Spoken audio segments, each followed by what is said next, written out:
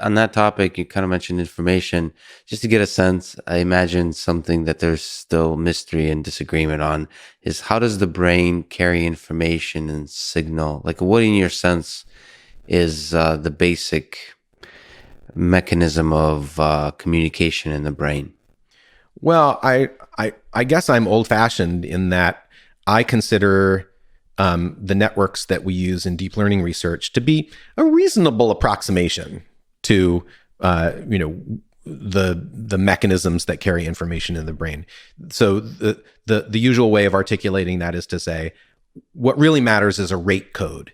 What matters is how quickly is an individual neuron spiking. What's the frequency at which it's spiking? Is it So the timing of the spike. Yeah. Is it firing fast or slow? Let's put a number on that. And that number is enough to capture what neurons are doing. There's still uncertainty about whether that's an adequate description of how information is transmitted within the brain. There are studies that suggest that the precise timing of spikes matters. There are studies that suggest that there are computations that go on within the dendritic tree, within a neuron, that are quite rich and structured and that really don't equate to anything that we're doing in our artificial neural networks. Having said that, I feel like we're getting somewhere by sticking to this high level of abstraction. Just the rate. And by the way, we're talking about the electrical signal. I remember reading some vague paper somewhere recently where the mechanical signal, like the vibrations or something of the neurons, also communicates information. I haven't seen that, but so there's somebody was arguing that the electrical signal, this is in a Nature paper or something like that, where the electrical signal is actually a side effect of the mechanical signal. But I don't think they changed the story. but it's almost an interesting idea that there could be a deeper. It's always like in physics with quantum mechanics. There's always a deeper story that could be underlying the whole thing. But you think it's basically the rate of spiking that gets us. That's like the lowest hanging fruit that can get us really far. This is a classical view. I mean, this is not the only way in which this stance would be controversial is in the sense that there are members of the neuroscience community who are interested in alternatives, but this is really a very mainstream view. The way that neurons communicate is that neurotransmitters arrive, they wash up on a neuron. The neuron has receptors for those transmitters. The meeting of the transmitter with these receptors changes the voltage of the neuron, and if enough voltage change occurs, then a spike occurs, right? One of these like discrete events, and it's that spike that is conducted down the axon and leads to neurotransmitter release. This is just like neuroscience 101. This is like the way the brain is supposed to work. Now, what we do when we build artificial neural networks of the kind that are now popular in the AI community is that we don't worry about those individual spikes. We just worry about the frequency at which those spikes are being generated.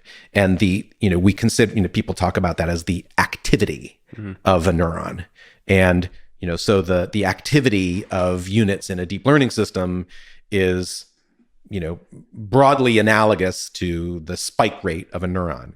There are people who believe that there are other forms of communication in the brain. In fact, I've been involved in some research recently that suggests that the voltage fluctuations that occur in populations of neurons that aren't, that are sort of below the level of spike production may be important for communication. But I'm still pretty old school in the sense that I think that the things that we're building in AI research constitute reasonable models of how a brain would work.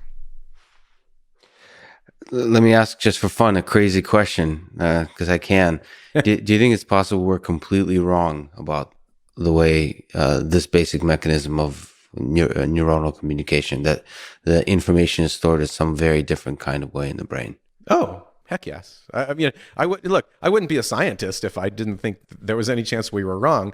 But I mean, if you look at the history of deep learning research as it's been applied to neuroscience, of course, the vast majority of deep learning research these days isn't about neuroscience. But if you go back to the 1980s, there's sort of an unbroken chain of research in which a particular strategy is taken, which is, hey, let's train a deep learning system. Let's train a multi-layer neural network on this task that we trained our rat on, or our monkey on, or this human being on, and then let's look at what the units deep in the system are doing.